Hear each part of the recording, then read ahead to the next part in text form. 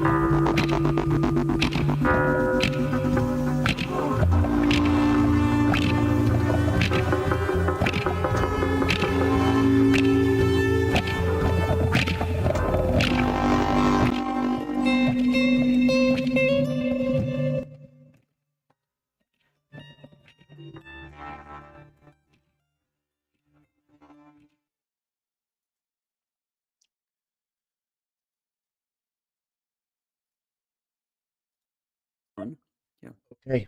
How's my hair? We can't hear you still, Daniel. Looks awesome, Michaela. Thank you. Hey, Blue. Hey, Michaela. Good day and welcome everyone to the middle live stream. So just as people are loading in and posting this link and so on, how goes it? Goes very well. I like it at daytime too. No, this is middle of the day for me, and I'm very happy to be back for day 2. Almost daytime where I am. Cool. Yeah, the sun is rising here, so uh, also happy to be back for day 2, and just happy to see everyone so excited and interacting so well. Okay, so we will be hanging out in this middle live stream for a little bit, and there's going to be a few parts to it. The first part is going to be going through some slides on teams and talking about a few different aspects of teams in a pretty informational way. The second part, we're going to look at the participant single source of truth. And that will help you get familiar with the way that the team's journey and the discovery and filling out the forms is going to look for you on the participant side. And then in the third part, we're going to hop over to the same Jamboard that we've been using previously and just sort of have some fun conversations, maybe a little bit about teams, about anything that we want to do. So let's begin with talking a bit about the team process overview, and then we'll go to the participant single source of truth. So this is going to be about the team's process in Complexity Weekend. And there's a few things that we're going to discuss. First is just the overview of the team's process and formation. Then some aspects of team formation during the weekend and how that happens synchronously and asynchronously, including starting a team and finding a team. We'll look at the team registration forms and then about different ways to participate during the weekend as a team and the co-working spaces. And then about what one can do to prepare their team for the closing live stream on Sunday and beyond. So, why form teams? I can definitely give a thought, but Michaela or Blue, what is one reason that you've always known or that maybe appeared in a new light in this weekend of why we form teams?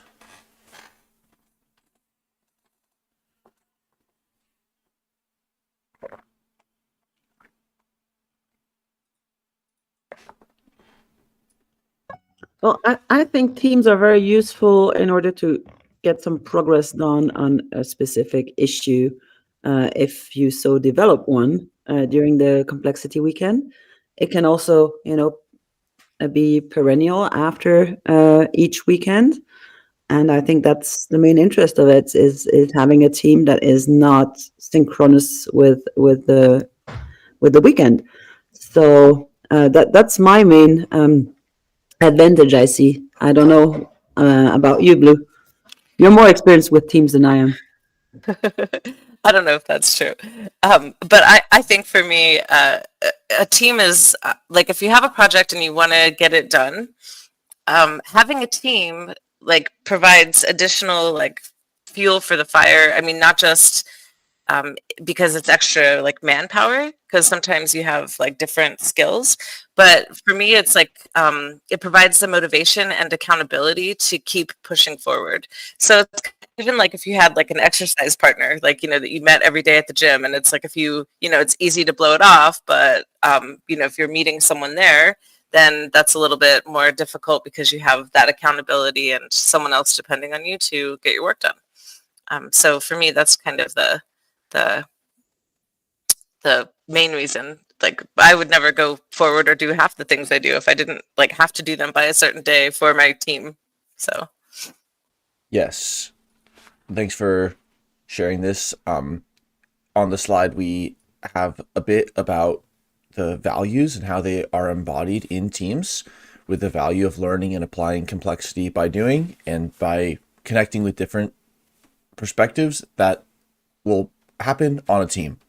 And it almost is like necessary and sufficient for being on a team. And as mentioned, with this increased ability to have impact, that complex problems often require diverse teams to have positive, long-lasting impact. And then also, Complexity Weekend, all things considered, is a very austere rhythm of events. Yes, it sounds like it'd be an amazing a lot of time to participate in 2 weekends and in 10 heartbeats each year, but that would only be a few total days of activity. And so it's about what's happening in the backdrop with your life. And this is like a convening space where we're coming and finding new teams and finding new inspiration. But there's work to be done beyond the conversation that happens in the cafe stand here.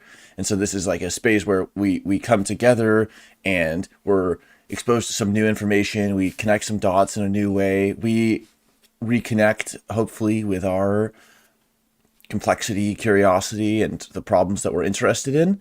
And then in the next month, what can you do? And what could you share at the heartbeat in the next month? And then in the next weekend, 6 months from now, how could you come back in a different way? And how could your team have done something significant in those months, even if it is just we met this many times, or we consensed on a very short piece of writing, or we decided to start up a, whatever it happened to be. So these are some of the reasons why we form teams. And of course, just in the live chat or however else, let us know, like, why would you form teams? Okay, so let's return to the weekend schedule in terms of just the overview of participation.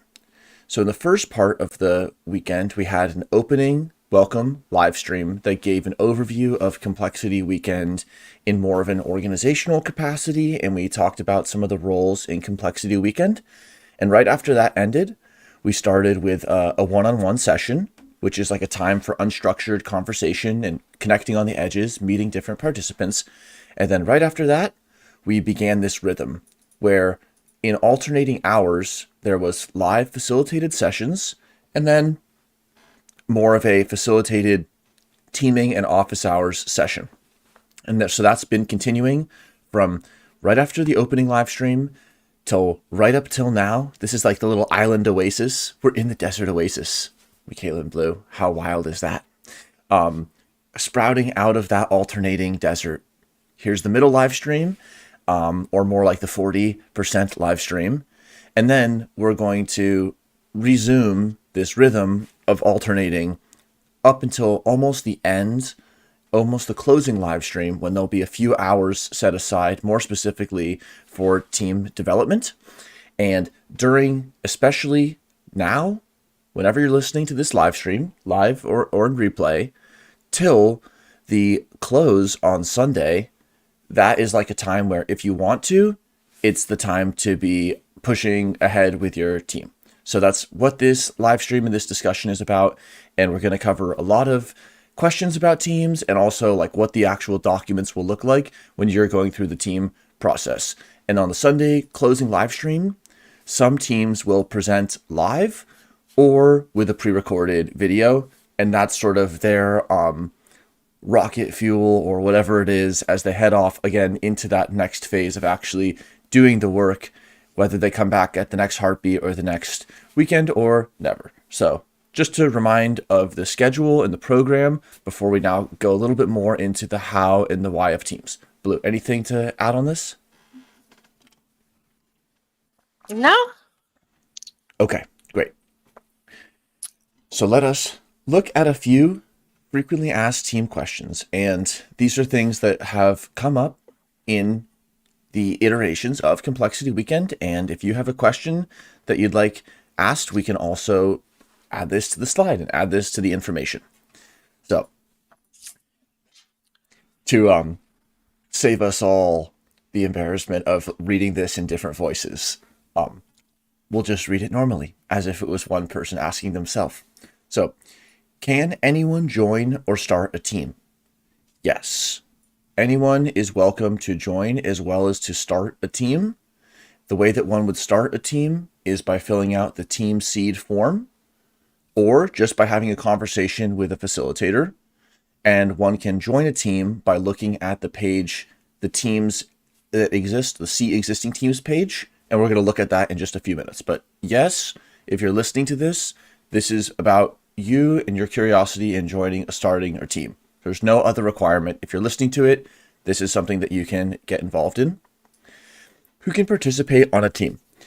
Anyone that your team wants to include can participate, because it's up to your team to determine how you want to actually move things forward, schedule what platform do you want to use for chat. Do you want to use Keybase for chat and Gather for video and Coda for documents like we're using in this cohort? Or do you want to do something totally different? It's all good. That's not up to Complexity Weekend. That's up to you. Do I have to join a team or be on a team of any kind to be in Complexity Weekend? No. Complexity Weekend's a community of practice where people are on many different ways and stages in the complexity journey. So there's no requirement to be on a team. It is something that we want to make and hold a space for, but it is not something that's required at all to be a continual part of Complexity Weekend. I'm just going to go through all these for a first pass, and then Blue or Michaela, feel free to add any points. When do teams form?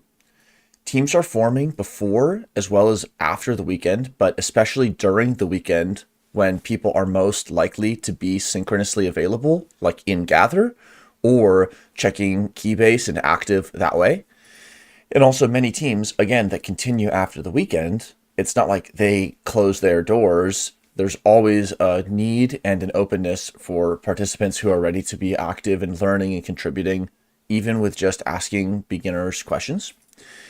Do you need to continue with your team after the weekend? No, there's no requirements on teams, but it's something that it's cool to have. Instantaneous teams are awesome, flash mob teams, and then we'll do one meeting and then we'll disassemble forever by next week. And it's also great to have a bit of a sustained impact. And lastly, how do I start or find a team? So asynchronous, just meaning whenever you want to. You can go to the Coda and look at the teams pages, which we're going to do in a few minutes. You can also post in the other asynchronous tool, Keybase, the chat platform, in the I Need a Team channel. And that's where everybody who is going to be wanting to find a team or help you do that is going to be there. And then synchronously, the way to find a team or learn more is just to show up in Gather. Okay. Blue or Michaela, what are some other relevant points or things you'd add here? So Coda is like a new tool for Complexity Weekend. And I know it's like still a new tool for me in my life, but I just want to kind of encourage everyone to leave their like brain dump in Coda so that other people can find it. So Keybase is good. It's like is what it is, and we've used it for a long time, but threading is really a problem, and it's easy to lose track of conversations or ideas. And Coda is much more organized and efficient, and I mean, there's tons of space in Coda. If you don't feel comfortable leaving your information on the Teams page, start a new page. So I just want to kind of encourage people to use that to find each other or to share ideas or to maybe find some common ground, because it's really quite useful. Michaela? Yeah, I've participated in several complexity weekends now and have never been a member of a team. So it's possible also to be not in a team and to kind of seed teams and then let them live their life outside of your first input. So anything goes. Just go for however you feel comfortable and, participate in the way that's good for you. Thanks for sharing that. And it's like complex systems with history and initial conditions. Just being in the space and asking a question can be like a early pebble on the ant colony that another team will develop. So just being there is meaningful. And I also just Blue, how did your Coda session go with RJ? And what are some ways that you're seeing like Coda involved in team formation? So the code session with RJ was super fun. It's really neat to kind of push the boundaries or the limits of a platform and see all the things that it can do, and also kind of learn some of the things that it can't do or that it's not really great at. Um, and so I haven't seen Coda in team formation very much yet, but I do think it can be like I've seen a lot of chatter in the Keybase. I haven't been over to the Coda this morning, so I'm just waking up. Perhaps a lot of stuff has gone on since my Coda session or since overnight. I haven't been over there this morning. I'm just drinking coffee here, so just waking up. But I do think I've seen a lot of chatter in Keybase that I think would be awesome if it was in Coda because it's more searchable, findable, threadable, collapsible. It's just a more dynamic platform with that just offers more utility. Cool. Thanks. Let us look into about participating in CW as a team. So, participating as an individual, of course, anyone is always welcome to be just showing up synchronously or asynchronously. But what are a few ways that teams can go also beyond that and participate? So one option is the team can do a bit of a divide and conquer or divide and appreciate or mitose and enjoy. Maybe we need like a different way to describe that. In the sense, like if there's two facilitated sessions happening at the same time that are both maybe relevant for the team can sort of coordinate and just communicating with your old or new friends about how you're going to be going through the weekend and what times you're planning to be available can just be like having a friend at a music festival. Oh, I was thinking of going to this and then that. So that can just be one fun thing as everybody navigates this alternation between the opportunity to participate in facilitated sessions as well as the office hours when teams might want to co-work, and also balancing this with, of course, different people's schedules and time zones and health and all of this. As a team, it would be awesome and encouraged to post on any of our cohort documents like the Coda or the Jamboard that we'll go into and just let other participants know that you're active, you're looking for new participants, you're going to be welcoming of having participants get involved. And especially if not so long ago, you were just wondering, how can I join a team or should I join a team? And then it's like, if you're on the other side of that little bump, then it's awesome to extend a hand back and just remember where one was not so long ago, because that's like how we bring people onto teams literally is by making that change in our own thought and action and then making it easier for somebody else to do the same thing. And then now there's two people on teams and then off we go. And also teams, which can be even a team of one person, are welcome to record a video as a team for their closing live stream appearance on Sunday if they choose to. Okay. We're going to talk more about the closing live stream, but any other thoughts on that? Yeah, I think it's quite amazing what kind of teams can evolve from just a conversation at the barista place, and then you go together to one session and you feel common ground with someone, and we could something, and you kind of imagine that what you could collaborate on. And I've seen so many small teams develop like that, just on an impromptu, chat, and I think that's the great strength of Complexity Weekend with all these different disciplines and different diversity of people that kind of triggers amazing ideas at every corner where you can bump into someone trying to go around a plant and gather. So yeah, go around the plant and bump into people instead of doing the opposite. Don't be a wallflower, be a houseplant. And water the plants while you're there and gather. Apparently they need watering like every hour, and maybe they're going to do something, or maybe we just water them to water them. I don't know. Dungeon Master Sean was hinting at some of this earlier. Cool.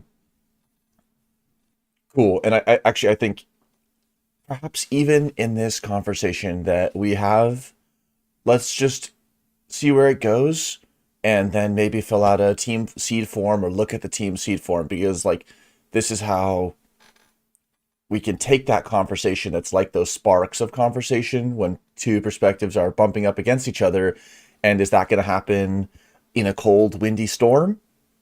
Or is that going to happen in a very nurturing space where somebody brings up a new connection, and then that connection between a complexity idea and an important question in the broader world, and then that edge can be scaffolded, and that may go many different ways. So instead of like, wouldn't it be cool, or you could think about the internet this way, or we could think about this complexity term applied to this system, it's like, here's where we're taking that as a starting point.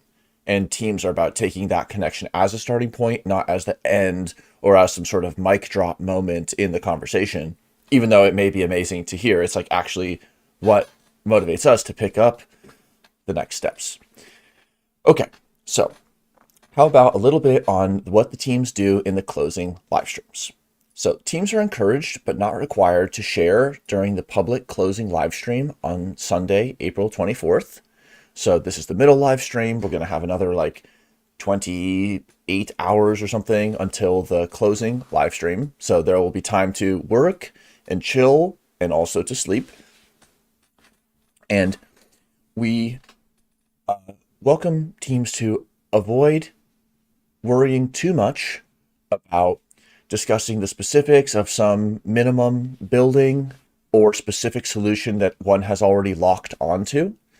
And what's awesome to hear about when the teams share is their purpose, their different perspectives, the kinds of problems and areas that they're starting to explore, some feedback that they've gathered during the weekend from other participants, from facilitators, as well as like from external stakeholders, which is something that Sean's session explores.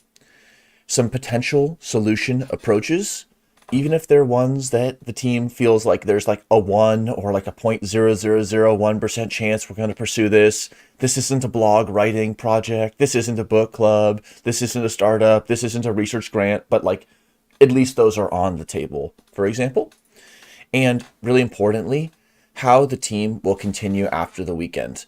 And the closing live stream, to whatever extent that's mentioned, it's like the tip of the iceberg, because this is an important conversation to have. Again, like feeling busy and overwhelmed and sometimes challenged by the scope and the type of the problems is our starting point. We like recognize and resonate with all of that. And then we ask, well, how can we continue? Should we then meet monthly? Should we meet weekly? Is this something where we're ready to actually meet daily for a certain amount of period of time? What is the actual schedule, and how are we going to fit it together? How are we going to get it on the calendar and start building like a shared experience in synchronous meetings and or in having our own like asynchronous repository of information? And depending on the exact number of team sprouts, every participating team will be given equal time to share. And so any number of team members are welcome to join the live stream to share a presentation.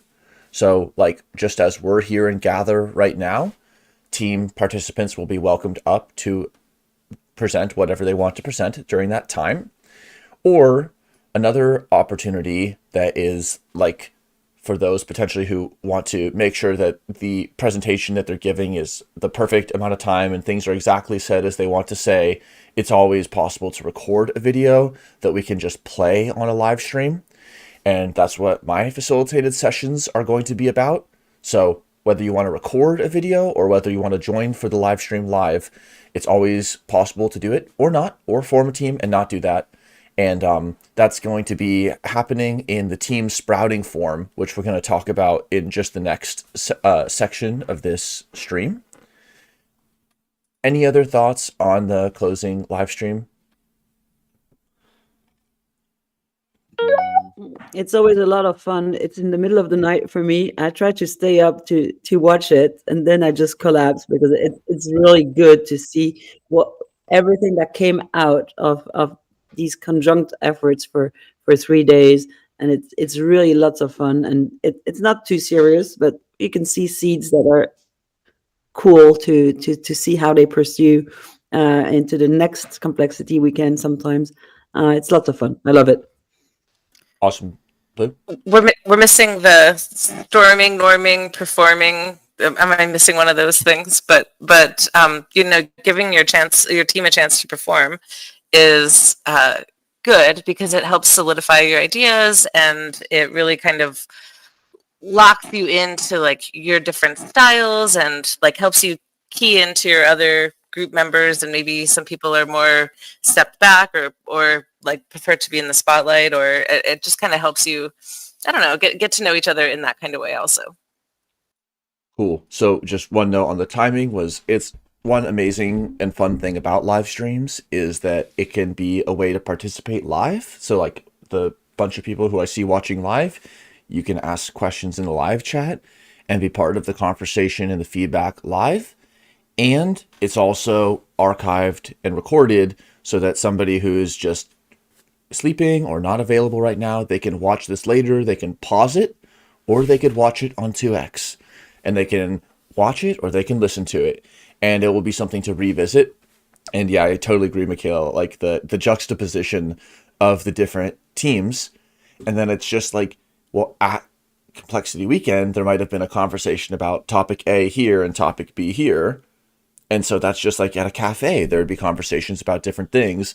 But then imagine if there was a little lightning talks round and everybody at the cafe shared, all of a sudden it'd be like, wow, there was a lot of interesting things happening in this cafe. And that's sort of what we get to see in the Sunday live stream. And it's not the end. It's not saying, here's what we did over the weekend. We worked together for 16 hours and we didn't sleep. It can sometimes be, we just connected on this. And again, it's that spark we're going to nurture. So just one last slide on how to continue that nurturing beyond Complexity Weekend. And then we're going to look at the single source of truth and talk about how this gets down to specifics in the coda. And then we're going to go to the Jamboard. Okay. So taking teams beyond Complexity Weekend. So you're going to wake up on April 25th, 2022. You know, where are my keys? Where's the coffee? What are we doing with the team?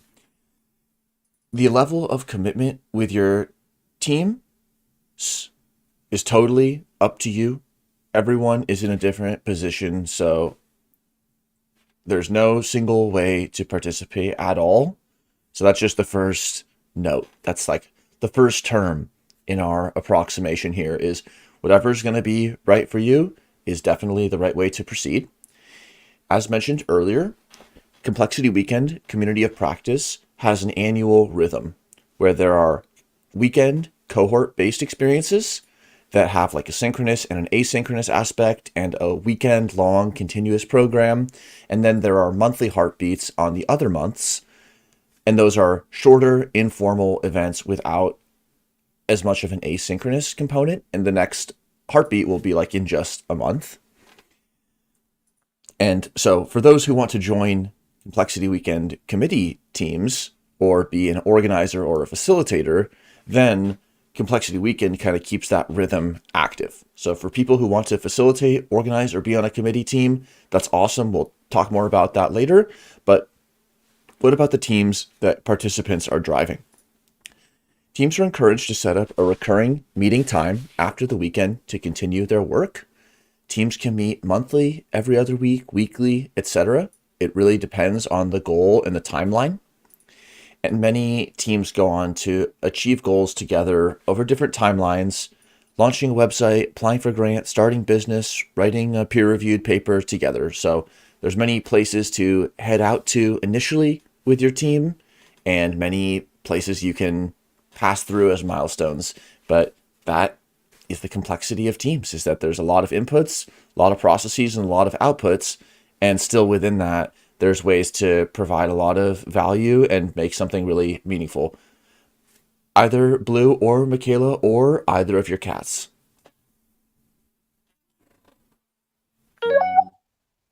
What I really like is that it's very adaptable to each team's needs and wants. So some teams, they evolve quickly and some are perennial. And I think that's really nice. And I cannot only stress that recurring meeting times and dates are probably the only way that you can kind of save your team because we'll meet again and everybody's life is coming in between, and so I think a little bit of structure kind of helps in keeping the team alive. My cat says life is lonely without a friend. So that's what she says. But I definitely think that having the regular meetings, however they might be, even if your only commitment is to learning something, are you ever going to read that book chapter? Are you ever going to read that paper unless like you're going to meet with your team to discuss it at some point? So I think like it's hard to motivate yourself to do things if there's not like, for what? I mean, I don't know, maybe not everybody, but it's like I have a list of things I want to accomplish that's infinity long. So things get reshuffled and prioritized to the top of the list that like are someone else is depending on me to make it happen. And so I think that the regular meetings with your team is really a good way to say, hey, look, I did XYZ or only X in the last week, or the last month since we last met. One thing that makes me think about is how like the real human connections with the team participants and members, it's like the trampoline, and then we're all juggling different tasks and different, pointy objects and heavy objects. So I'm just imagining like if I'm going to work on a team with Blue and we set up a calendar event and I said, yes, I'm going to do this by next week or by this date, and it totally doesn't happen. Still, that meeting, I could show up and just say, I didn't do this, but let's set aside the 10 minutes and let's just read this right now. Or like, I'm just here to listen to what the rest of the participants did because I actually didn't get to read I didn't have 5 minutes, so I didn't get to this short reading. So that's always okay, like to be encompassed in just the humanity of participating together and to just around the kernel of the tasks and the work, which can be technical or can be arduous, just to remember that we're trying to help each other on this journey. And so there's like a lot to say and explore there. Maybe we can go into more like this human aspect of just being on teams and balancing between basically having a good and a chill individual time and relationships and teams, but also connecting it to these broader issues. Like if the team were oriented around improving sustainability from an ecological perspective at Complexity Weekend, it would be like important to also have impact on the target question, not just, pat each other on the back while, burning natural resources or something like that. So how do we actually do work and also have a good time? So we're going to now, for the next little bit, go to the participant single source of truth in Coda, and then just to connect the parts that we discussed about teams, about different aspects of the team process. Now we're going to connect that to how it's going to look in Coda. So Blue, while I'm resizing windows, just what is interesting or fun about Coda, or if we could just, take a breath and just like, why is this a cool tool to use? Like, what is going to be facilitated through using Coda? So Coda allows like infinity threading, which is really something that Keybase like doesn't do. I mean, like the Keybase chat leaves a lot to be desired, I think, and a lot of really great ideas get lost there. So Coda allows like indexing, like you can see here all of the different like pages that you can do, and you can collapse, or even content within a page you can collapse if you don't want everybody reading it. So it allows like kind of like gives you a table of contents where to start.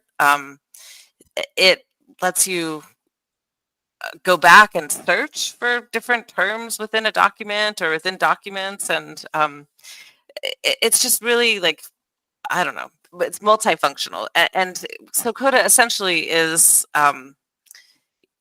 lists of lists of lists with interactive and dynamic content, and it's not based in SQL, but it has like the SQL relational database feel, and then like it has graphical outputs, more like IBM Cognos or Power BI, and so it lets you kind of take all of this input, like many different kinds of tables and or text, and generate output based on that text.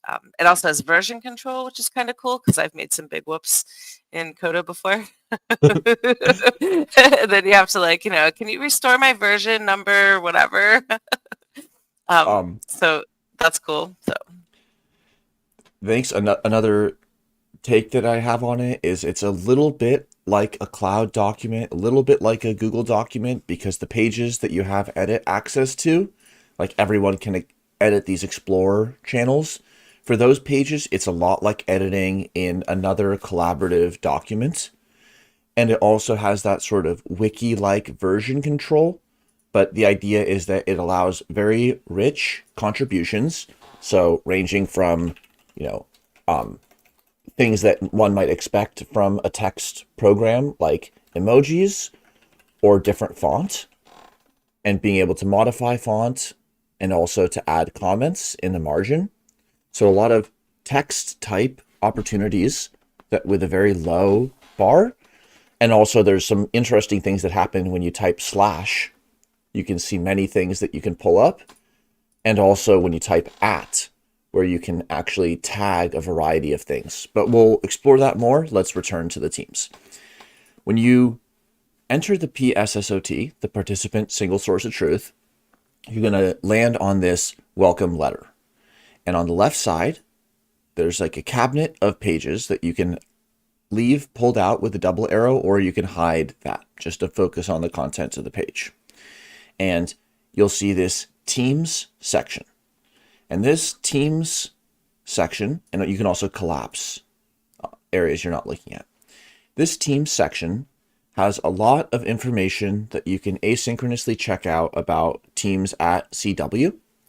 So it begins with just a few notes on how you can get involved with Teams. And the top one is actually checking out this specific Teams page, joining team sessions, connecting with participants, and participating in the .teams committee, which was like their awesome work to build this entire Teams experience.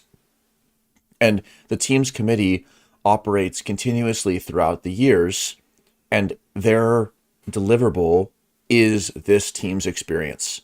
So every weekend, we're going to continue iterating on this Teams experience and making it better. So if you see a way that it can be improved, one way to be part of that feedback loop is by saying something.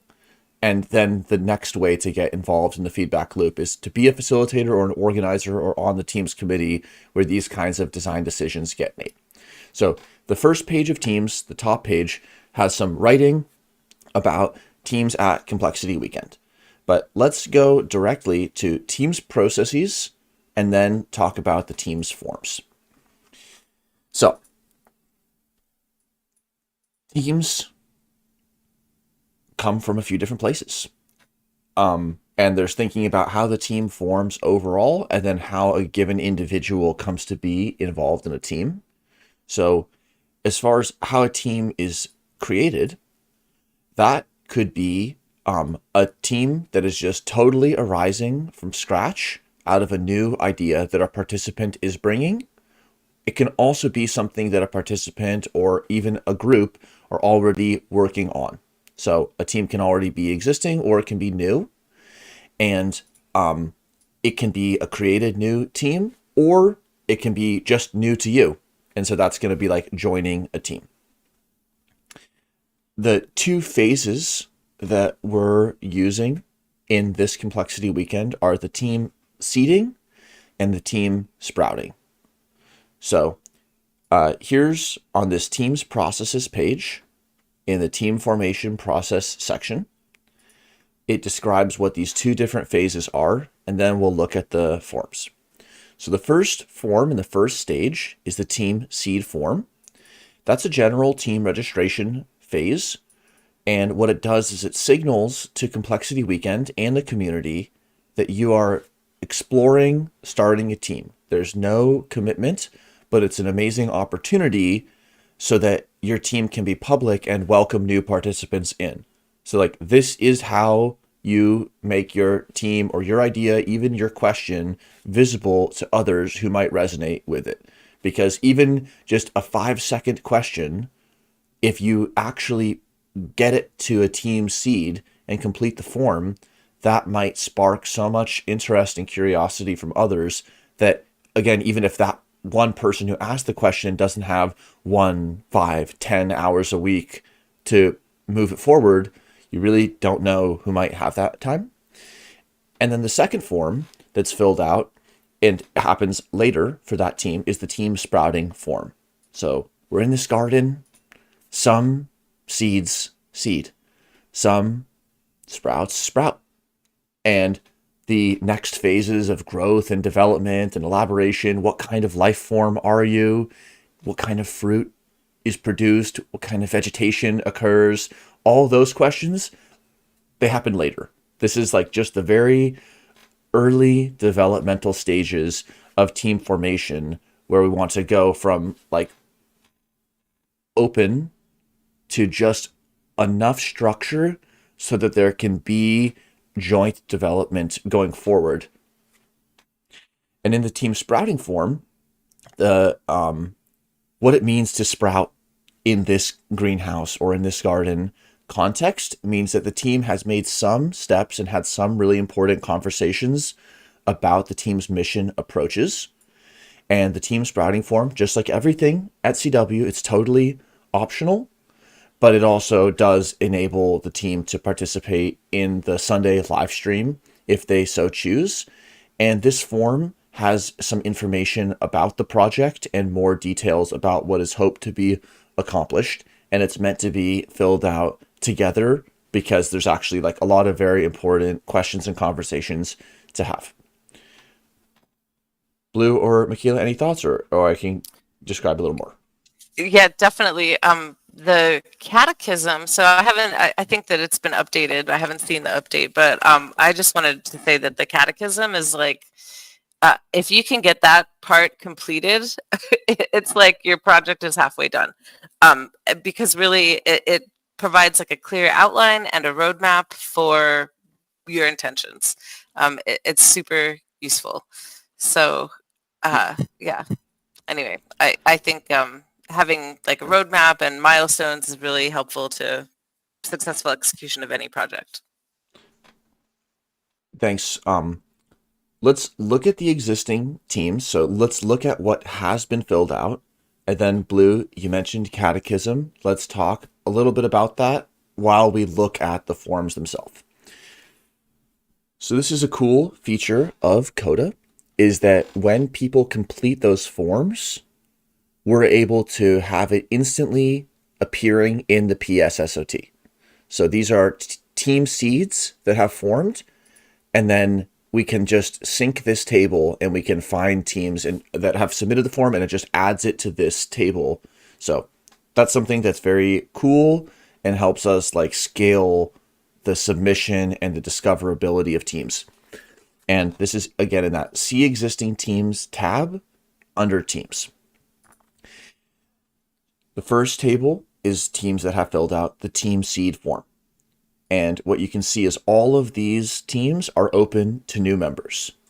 So this is like where we take like the sort of like cool book, cool link, cool introductory resource, which is a super important conversation to have. And that's happening in like Intro to Complexity and in complexity resources and links. So that conversation is happening.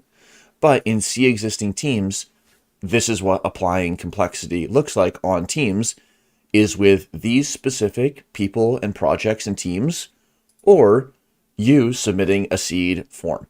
So, Michaela, what do you think about maybe like a visual something, or maybe there's another seed that we can just really quickly fill out because like we just want to recognize this seed, plant the flag, draw the line in the sand, whatever, and then we're going to fill this out in just a few minutes, and just then others who want to be involved in this sort of visual work can get involved. So I'll type, but just let me know what to type, and let's do this.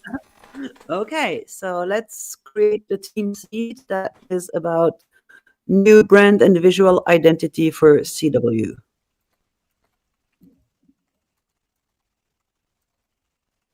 You All right, type awesome. like a master. That's What? very quick. You type like a machine. Oh, I'm typing on 2x mode. Okay. So what key-based username could someone ask if they want to learn more about participating? Let's go for me. That's Peltz1. Awesome. Excellent. So I think, Daniel, you're in there. I'll just add the email address for Complexity Weekend for this Sounds good. project. What question or issue will your team be addressing? This should be more than just a topic area, but general enough that it's likely to stay relevant as ideas evolve. Yeah. Create a new brand and create a new visual identity. Right. What are some next directions and intentions that your team will explore? No need to provide a lot of detail or a final plan, just any ideas about how you will be continuing in the coming days and weeks. So we'll go on with facilitated sessions, scheduled facilitated sessions during the weekend. And we want this to be bottom up, and everybody's from the community is invited to participate.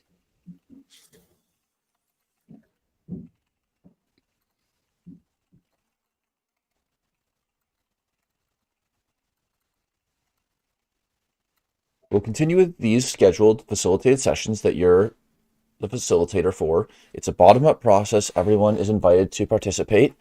And then we will continue between the April and September weekends and absolutely aim to have some deliverables and some improvements that are made in this working group, like they will be seen and felt in September.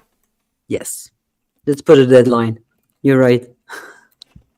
Will be seen and felt in the lead up and weekends of September 2022. Like, if we can do many things leading up to it, but you know what? That's all we need to say. Are we open to having new team members join the team? Keep in mind we're inclusive and global community of practice, etc. Yes. Yes. Any skills in particular you would like from a teammate or seek to learn together as part of the project? So what would be a few relevant skills here? The next skills we really will need is visual design, graphics, creative designers, people who can apply ideas onto visual communication. But any other profile is welcome, but that's something we're looking for.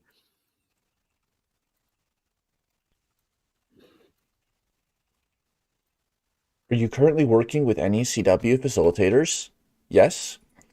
Are there any facilitators you'd like us to introduce you to? I think it's going to be rather organic.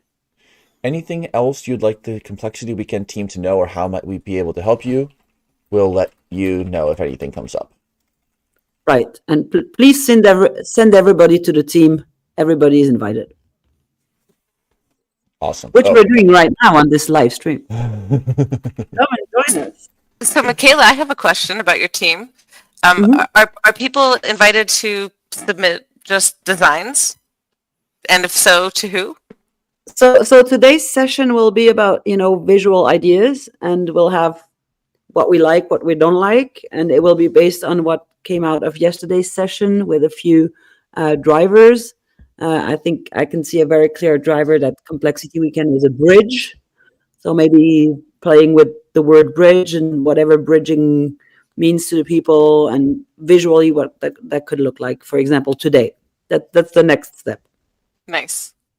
And tomorrow we'll do something. May I submit, Michaela? Sure. Submit. Okay. And Blue, to the question of sort of crowdsourcing and seeing people's feedback, that would be an awesome early direction that we could explore. Would be maybe we can send a mailing list email or post on different platforms. Here's the form. We will use reasonable submissions to demonstrate just the creativity and the diversity that people are bringing.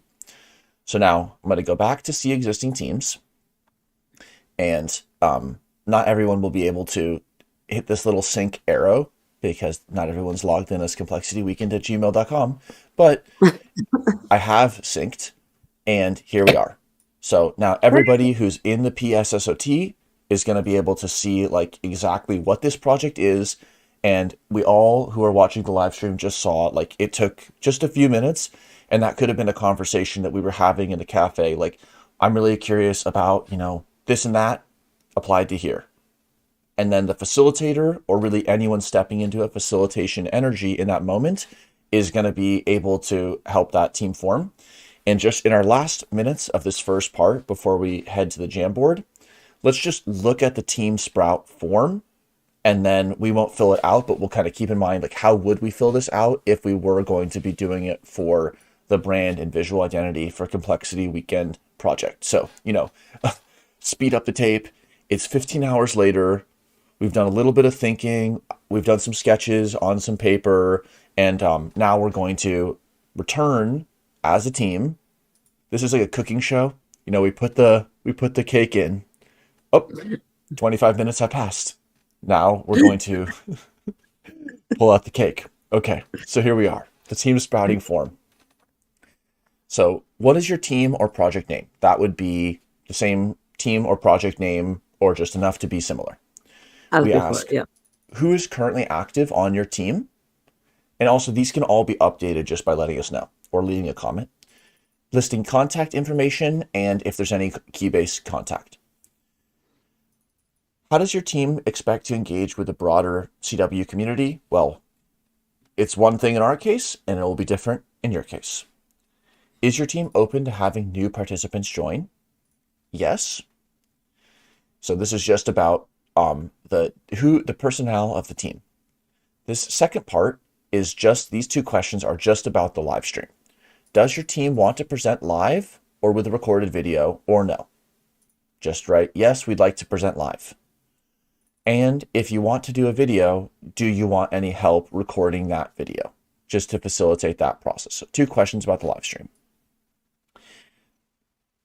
We then are going to explore a bunch of questions that are related to really the team's focus. And these are derived and sort of developed from the facilitator's catechism and other work. But a few questions that we ask are, what are your teams? And these can be single sentence, single word. You don't need to write the essays here, but like these are things to bring up and ask, as well as in the team's practices and in team's processes.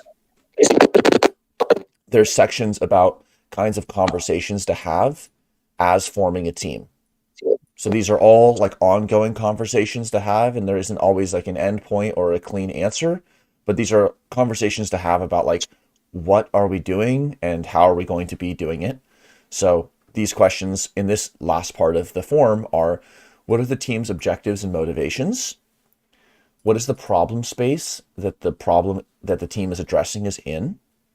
Who are the actors, such as stakeholders and organizations? What are some limitations of traditional methods? And why are those methods inadequate for the kinds of problems that the team is pursuing? How will the team begin to tackle this problem space? How will the team track progress and implement their approach? And what would success look like? How will the measurement of outcomes be happening for this team?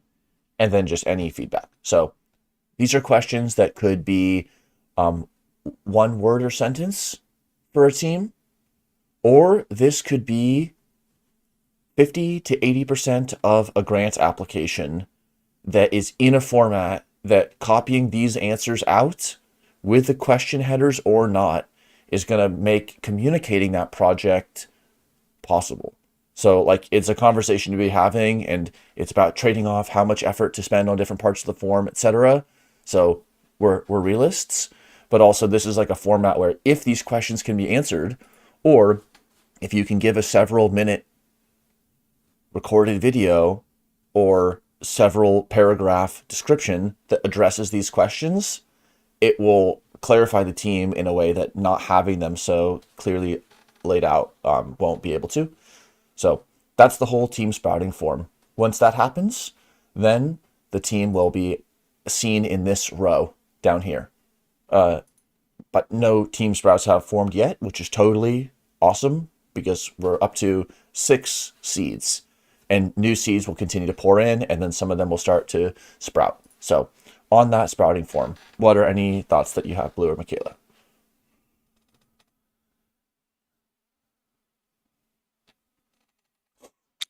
I think I already gave my thoughts. So, Michaela? Okay.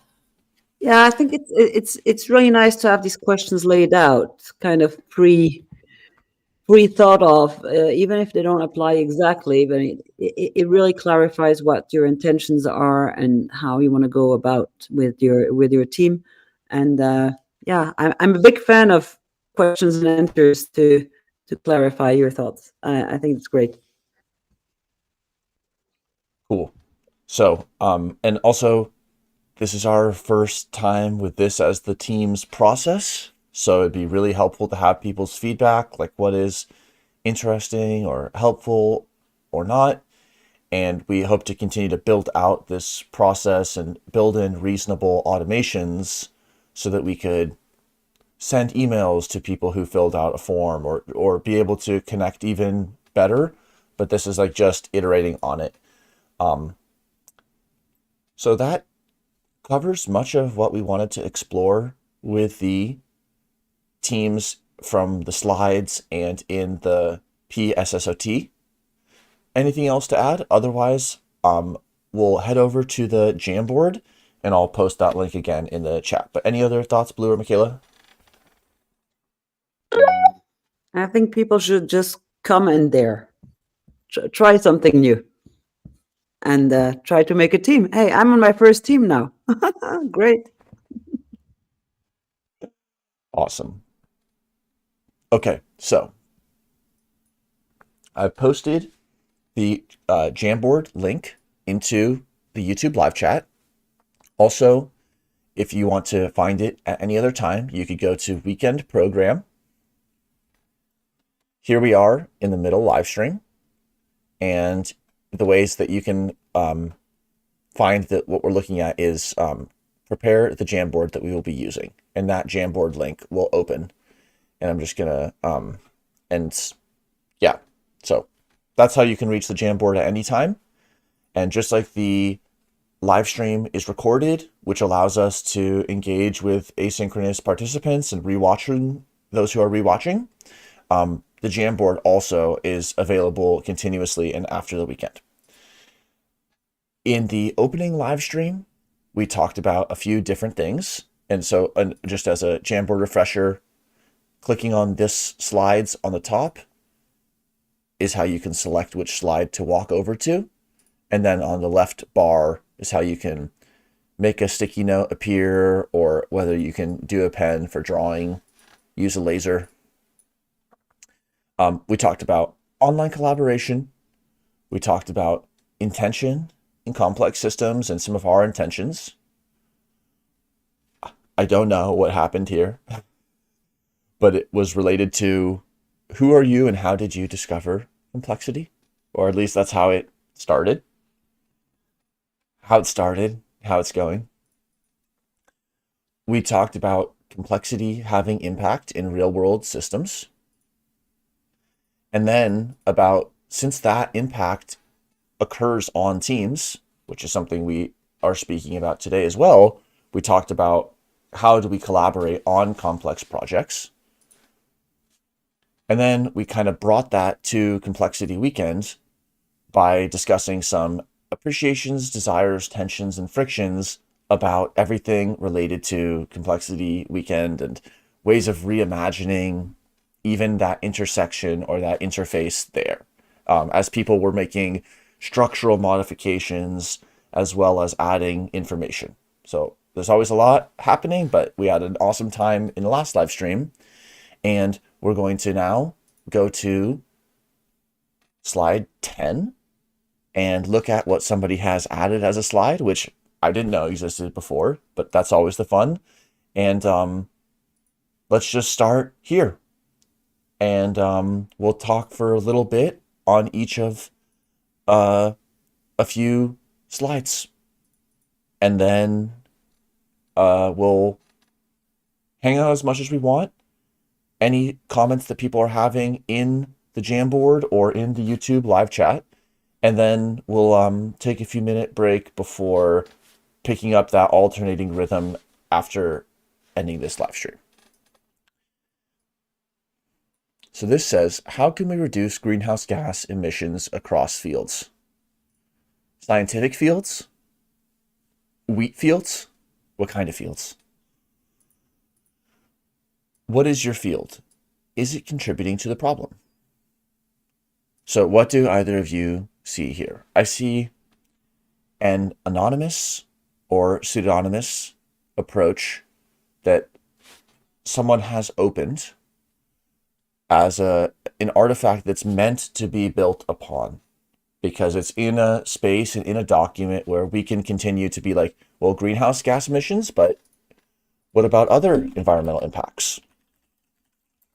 So it's a space where we don't just need to critique from the sideline that something is or isn't complete or perfectly stated. It's like we get to be a part of this discussion, whether we showed up in the first inning or the ninth inning. And there's a format that's helping us connect important problems in the world to the specifics of maybe how we actually see our own work.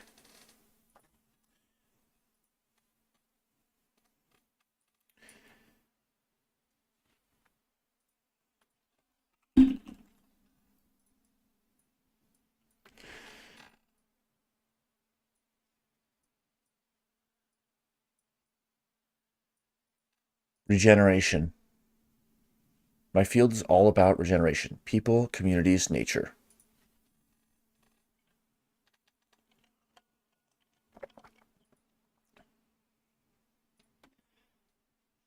Connect people with partial solutions. Issue of influencers, experts with theory and experts with practice. If using most effective methods of influence may undermine public's capacity to build expertise. What do either of you think any of this means?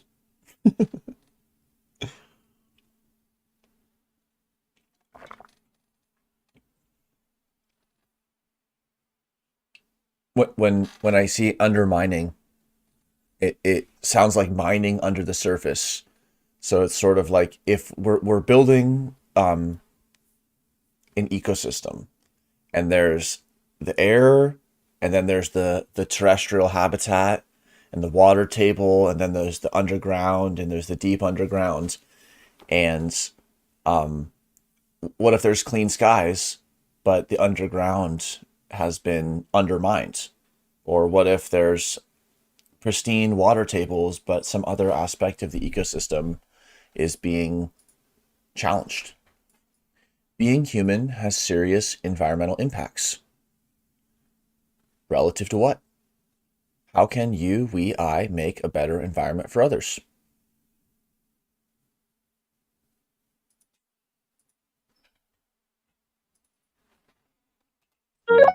I'm coming back to the big pink one in the middle you were talking about before with the undermining. I think this kind of resonates with the session we had yesterday about values for complexity weekend, saying by being a bridge between different, theory and practice and experts and practitioners and different disciplines, we can kind of foresee problematic solutions that have negative externalities that have not yet been seen, because once you're in your silo, you don't see these unintended consequences.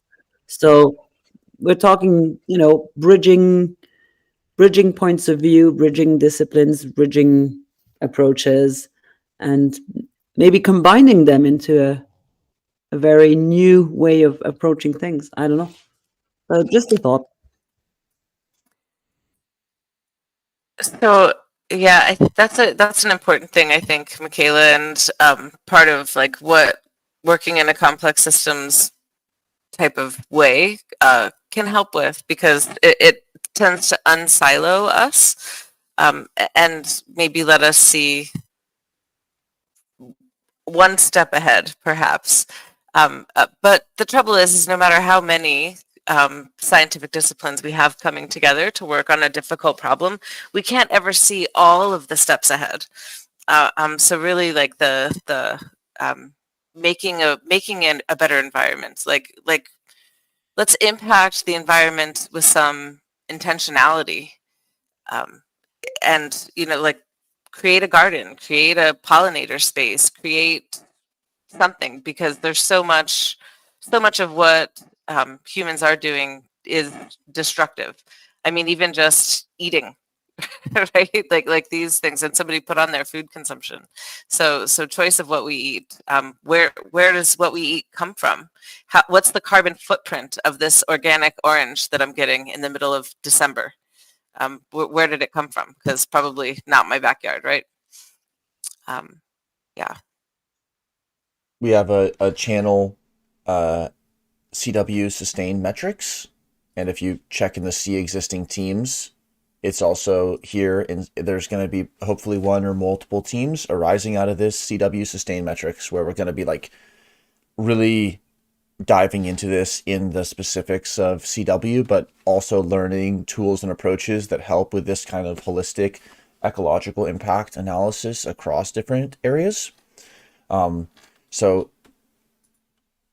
it made me think about in adaptive environments and like seasons. So it's not like the environment of a desert, let alone a rainforest or a mountain habitat. It doesn't maintain this sort of like fluorescent light, steady state.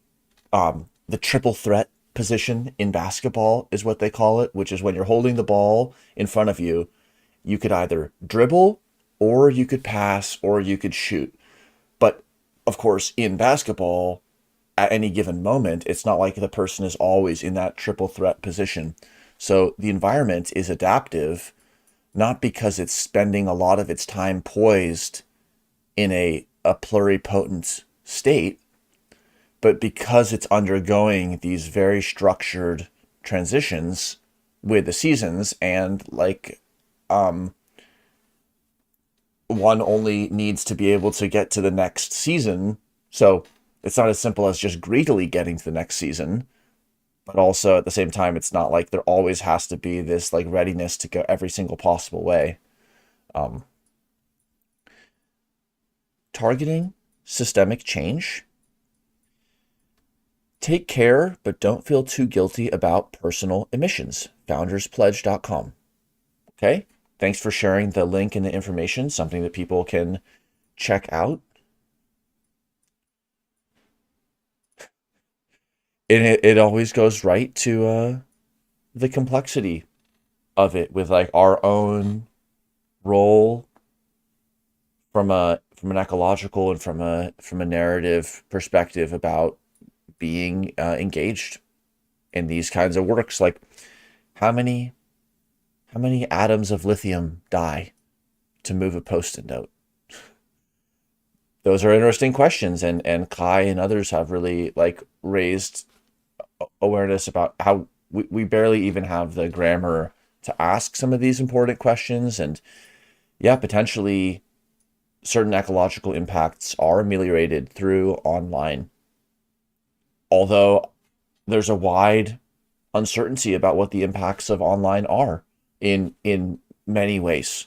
So it's a complex question. Blue? So, like, how many atoms of lithium die to move a post-it note? Like, how many insects did you trample on your walk to work this morning?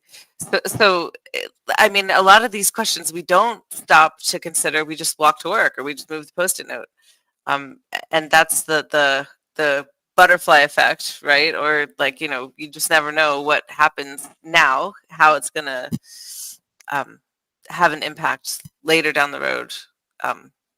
To what population, etc. Cool. So,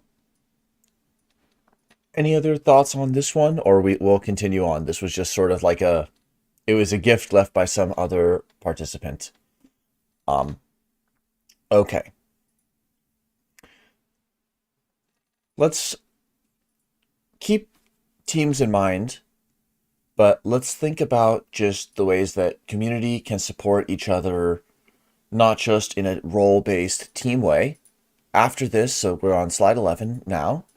After this, we will look at some team members a little bit more specifically and bring in some information about teams. But what kinds of things are people looking to support others with in Complexity Weekend? And what kinds of things are people looking for? So we're on slide 11, community support. And people can put their team or individual contact information, or it can just be left open like, someone's looking for competitive game datasets. That is interesting.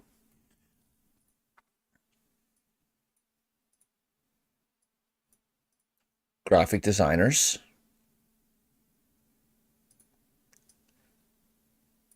Someone can give guidance for brainstormings. So, and while people are going to this Jamboard and continuing to add questions, how do we go from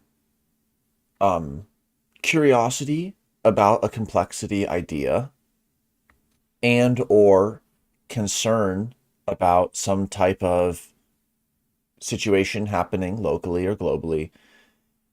How do we connect these two? How do we connect this curiosity that we might have some amount of and some concern or desire to focus on a certain area that we might have? Like, how do we go from there to asks to the community?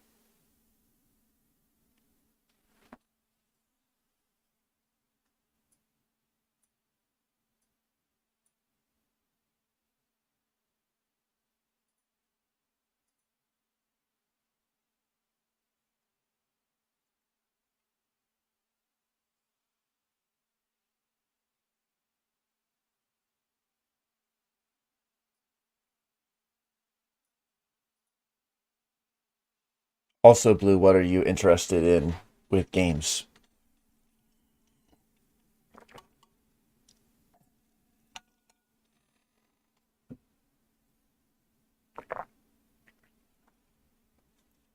Sorry, I have to get off the Jamboard. Come over here. I'm on my little monitor, my little portable monitor. So this is something that came up with last night with Kevin and Sarah and Jen. Uh, we were talking about data science and the difficulty of getting a good data set. And this is something like that I was interested in even at the last CW. I had like I don't know if you came to any of my sessions, but it was like essentially like a competitive foraging game. Um, but I'm interested in like the interactions in kind of like an XY pixel space between people and how that leads to the achievement of goals. So I just am interested in like the physicality or like proximal physicality. Like you can't really track like people, where they go, where they meet, where they interact, like I mean, that's difficult to do in a like a real space, but it's interesting to see online. Like you can kind of track the quote physical location of a player slash person. And yeah, so there's a game that my kids turned me on to. It's Agar.io. I don't know if you've ever played it. It's really simple and cute. Like you're a little dot and you can eat dots that are smaller than you and it makes you bigger. And then anything bigger than you can eat you, kind of. Like that's like the idea.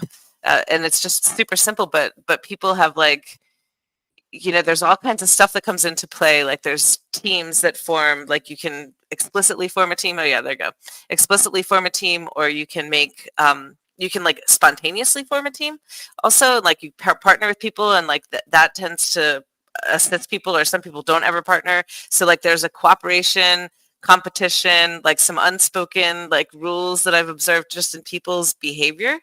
Um, I find it so interesting, and like what leads to success and failure, and like there's a lot of deception, like, oh yeah, come play with me, I'll be on your team. Just kidding, I'm going to eat you. Like there's a lot of that goes on, and so it's that kind of behavior. And I'm really curious to see if we can like cluster those behaviors in a way, and maybe they map onto some kind of personality type, like maybe there's a big five association or something like that. Anyway, that was the something that came up last night, but it's something that I've been interested in for a long time. Like what is the physicality that underlies competition and cooperation? So I'd like to see a data set like that. Without falling into any negative attractors of like what gamification could be or what games are, how can teams be fun and engaging like a game? Or how can it contain certain elements of games, recognizing that people love all different kinds of games? I think one part is putting together different skill sets and, distributing the tasks according to skill set or combined skill sets. And I think that's very close to games or to hunting or, you know, if we talk about hunter gatherers, some are good at eyesight and some are good at ambushing. Some have patience. I don't, so I need somebody who's very patient to stalk that mammoth. And but I can plan it out. I can plan it out, and we need so and so many arrows, and then we need arrow makers. And I think this combination of different skill sets and towards a common goal, I think that gamifies the teams. Very interesting. And there's games like where um uh there aren't different rules, like everyone, well, they're different players, but like checkers, there's similar, the pieces are similar and the players have similar opportunities. And then there's other types of games where there's a lot of a rich background in each uh team member. So I'm just adding this. So looking for support in pushing the meeting spicer dove. So maybe that's a project someone's looking for moving forward. Cool. And again, this Jamboard exists like as a way for people to modify it asynchronously anytime and return to it. And so it's just like, think of it as where you can provide assistance and as well as provide it. Request and provide, sorry. Yeah, Blue? So just going back to the gamification of teams, like I think I don't know that there's necessarily like a competition, but I think that there's the cooperative aspect in like a goal directed way, and that's kind of more interesting than competition. Like how does cooperation help you achieve your goal? And I think that is like essentially, we are social creatures. That's what we do. We cooperate. We have extensive networking and information transmission skills. So how do we cooperate directly and also indirectly, like by putting this information out about Complexity Weekend, and having this like recorded on YouTube and available. It leaves like a stigmergic trail for people to follow, and it'll lead them back into Complexity Weekend. Like we're not directly cooperating, but perhaps like indirectly we're cooperating with some people to help them achieve their goals just by being here on YouTube. Tool to hack meeting culture that can change the world, and I need help in pushing / pulling. Excellent. Let's hear about it and learn about it. And an awesome way to do that might be through submitting a team seed form. Even if you've worked on this for years or you came up with it like 5 minutes ago, just say, this is a team seed form. I'm looking for people with these kinds of skills or any kind of curiosity who might be interested in this type of thing. Because like that's how we make it visible. So thanks a ton for posting it here. And yeah, cool. So there's a website. So perhaps there's already a little development on it. That's awesome. Many projects in different stages can be looking for community support.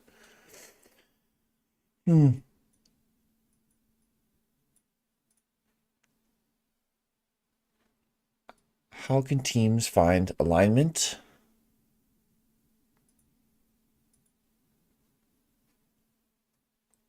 Cool.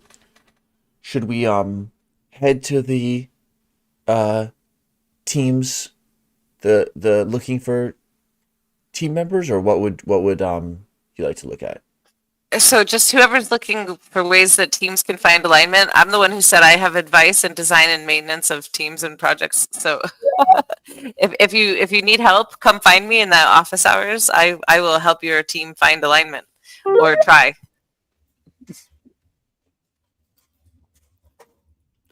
Very cool. Very cool. Yes, let's just look a little bit then about this uh team members, looking for team members page. And then I'm going to copy in the current state of the see existing teams, sync it just to see who's there. Okay.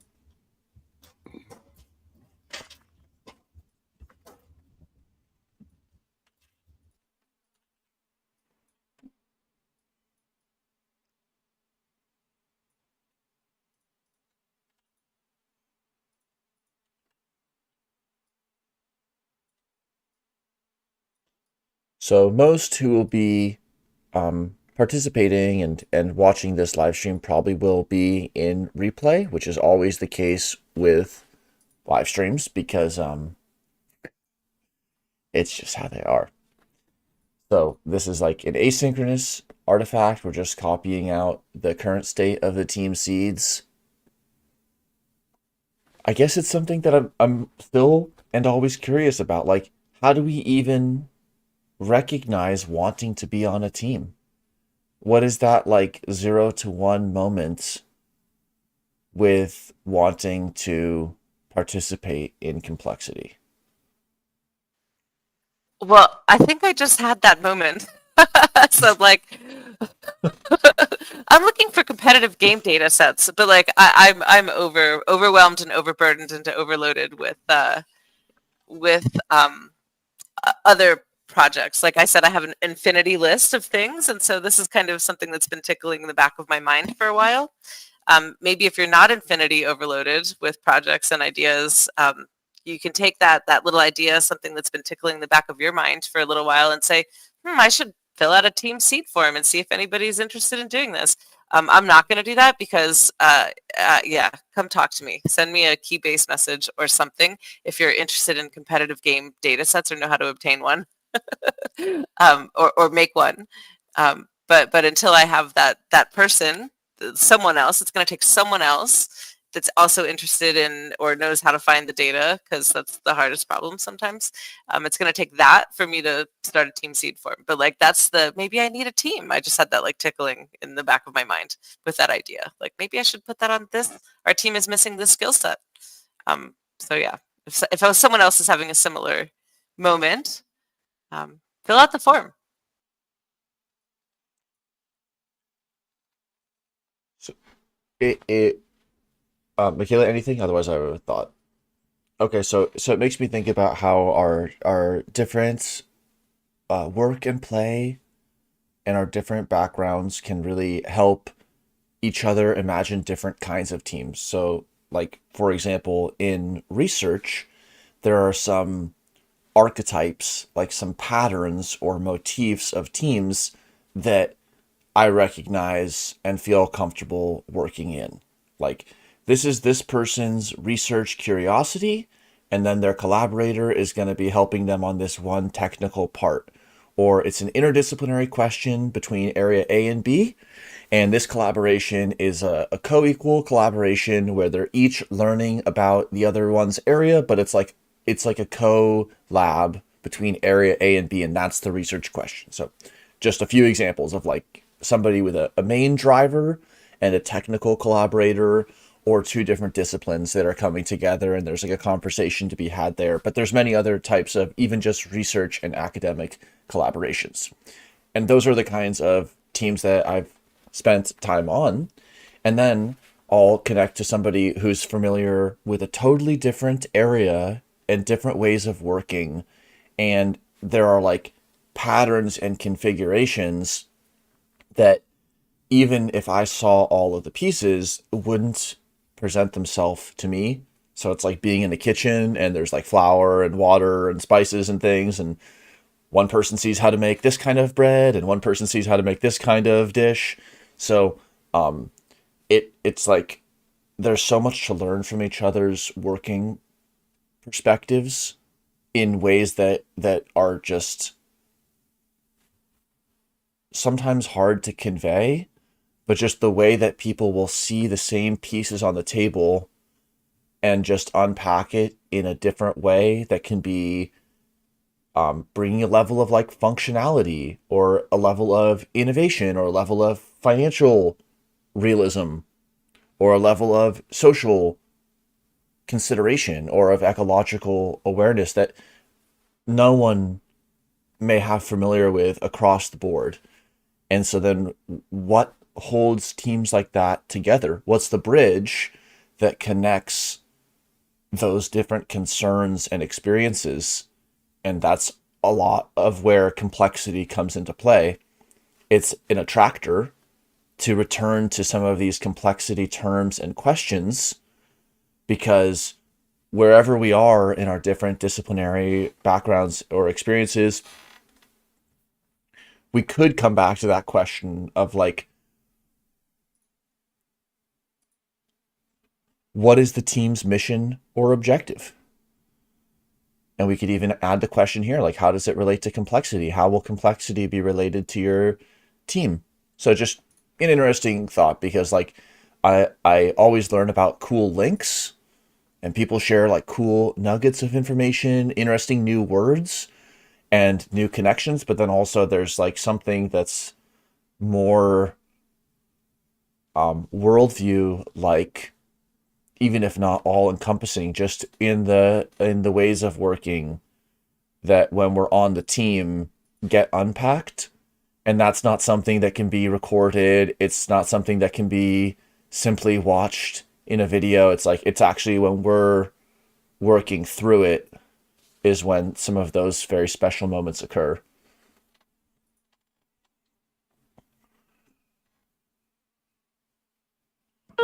That's also very, very true from different cultures. It's very interesting to have people from different cultures on the team, just because sometimes you're like, okay, never thought of that, and that's very important in that culture or in that society or that community. So, yeah, I encourage diversity in your teams. It's really interesting. Even when you're coming from the same culture, like how you can look at the same data or the same particular problem in the research space and see it very differently. And sometimes that presents itself as a problem to be resolved as part of the work. And the cultural aspect is also really interesting. Like in some cultures, I mean, we're very individualistic in the West, and, we see children, when we teach them, this is how to construct a tower out of blocks. Then they start to construct a tower, but end up building a city or something like that. And we see that as, oh, that's so like great and innovative. And in some other cultures, it's seen as like, that child is an idiot because they can't follow directions. So it's just very like a different way to approach. Oh, yep, Michaela, please. Yeah, I was just wondering what's going on. You must be very hungry because you got cooking show and ingredients in the kitchen. So you should go for breakfast very soon. It's Just true. listening to your words. It's true. I think there have been a lot of, well, I've just been learning some kitchen vocabulary. So I've been thinking about that a little bit more, but it's true. Um, one thought, and I'll try to steer it away from anything culinary, Michaela. No, is this idea of like co-culturing for microbes. So some microbes can be grown in like a monoculture or a pure culture. Like you could take one bacterium in a sterile flask and then it will populate the flask with like that bacterium. But there's so much biodiversity like in soils and in water and in our gut and so on. And like if you just plate those onto a plate or like put them into a growing solution, like not all of them will grow alone. And so there's these co-cultures, and sometimes there's like stable partner co-cultures. And there's like these two bacteria together, they can make like a stable, pure culture. But the complexity of the microbiome and of a lot of these ecological interactions is like they do exist in a very multi-culture way. And what does that enable us or challenge us in being able to say what the role of any single piece is, like in a biofilm? Like if you can't grow the piece in isolation, and even if you could, it wouldn't say what it was doing in the biofilm. But even if you could grow it in isolation, you'd have a partial picture. And then you could remove it or you could add more of it to the biofilm. But is that what that piece does in the biofilm? Or is that how the system responds to a change? And so just like, then that made me think about how we have also this sort of fractal diversity of our enculturation as people. And like, even if there was 10 clones with the same life experience, they might not necessarily have a functional team. Having just consistent, and in some ways they might make limited decisions if they all did make a certain, like have a certain overemphasis on some area, for example. So just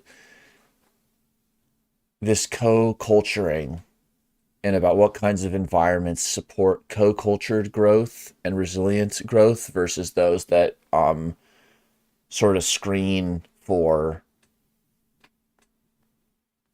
aggressive and sort of dominating type growth, which is like a short-term increase, but it can't be part of a stable ecosystem. We tend to not see like those kinds of systems have broad resilience.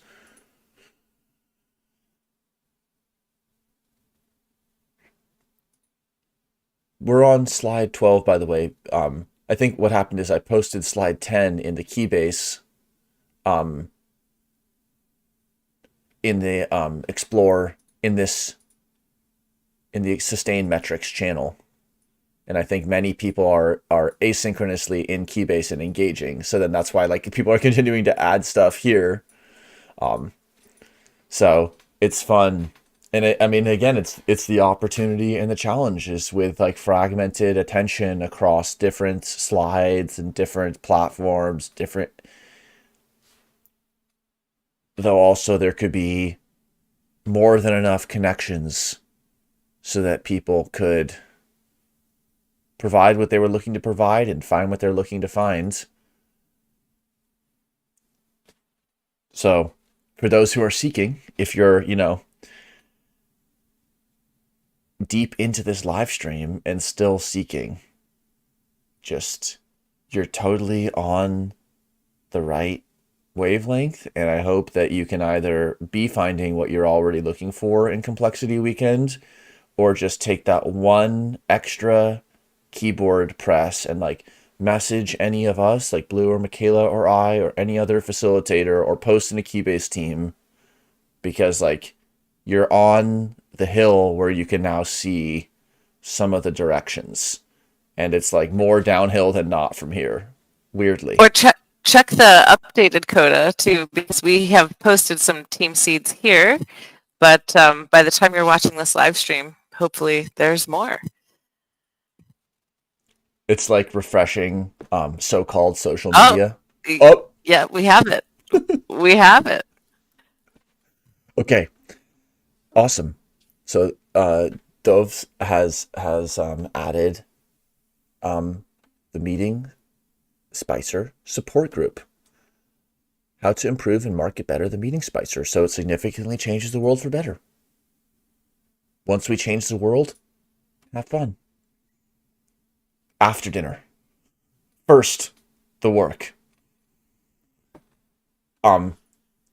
This is super fun. Like, just, yeah, to see, like, again, like, to be part of this feedbacks and information patterns in the system where, like, two participants in different areas who wouldn't have connected can connect on Keybase from something, and they can connect and gather just by co-occurring. All somebody has to do is go to the team form, share their screen, or fill it out after the conversation ends, and then it's like you've made a mark. Actually, you've really contributed and you've opened up a thread. It's not a commitment to spend any specific amount of time. So before leaving the motivation for the project idea, like, wouldn't it be amazing to apply complexity for meetings before instantly jumping to, like, what do we have to do next week in our day jobs, and, like, what are the limitations and the constraints that other teams have faced? Like, we can just stick with that intention for one more minute and follow through on it with a form. And now there's a cohort of people who are going to look at this.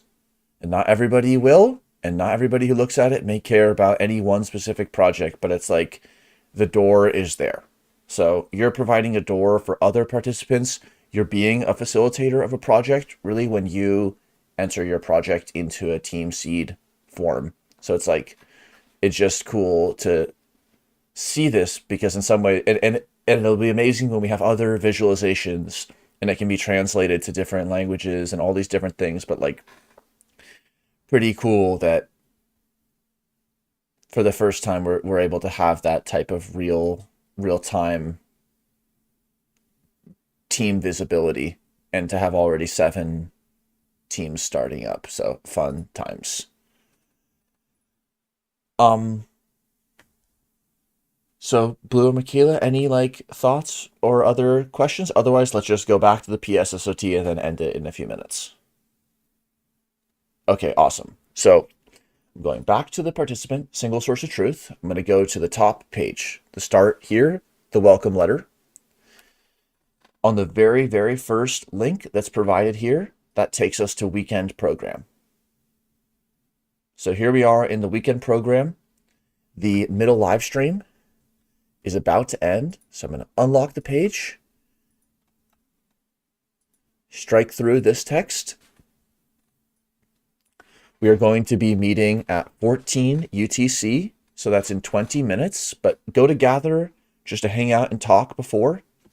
But in 20 minutes, in the top left, live session room A, we're going to be having one-on-one sessions, and that's just going to be an opportunity to have, like, unstructured conversations with other participants. So that's, like, the epitome of you had to be there, is the people who show up engage in these, like, amazing connections, and special for those who are there. So Blue and Michaela, if you have any last thoughts, feel free to add it. Otherwise, thanks a ton for the live stream insights. And yeah, just hope that we get to hang out more over the rest of this weekend. Just one final thought. Like, we are going to physically come round to everyone up to come to the one-on-one session, because this is, like, one of the best chances that you have to meet other people in your cohort that you maybe haven't met yet. So I just want everyone to encourage everyone to just come of your own volition. Otherwise, like, we will drag you kicking and screaming into the one-on-one, so that you have a chance to meet the other people that are here and doing this with you, because we are the teamwork that makes the dream work, right? So you have to come play on your team. Cool. And I just wanted to, yes, that's perfect. Cool. So, see you in about 20 minutes or less. Michaela, any last thoughts? Yeah, I think it's fantastic that we create a team. It kind of wasn't in an idea of thought yesterday. Today we have a team seat, and happy to welcome anyone on that team. See you in an hour and a half for the session number 2. Oh, very true. All right. Thanks a lot, everybody. See you later. Bye. Thanks, Daniel. Bye. See ya.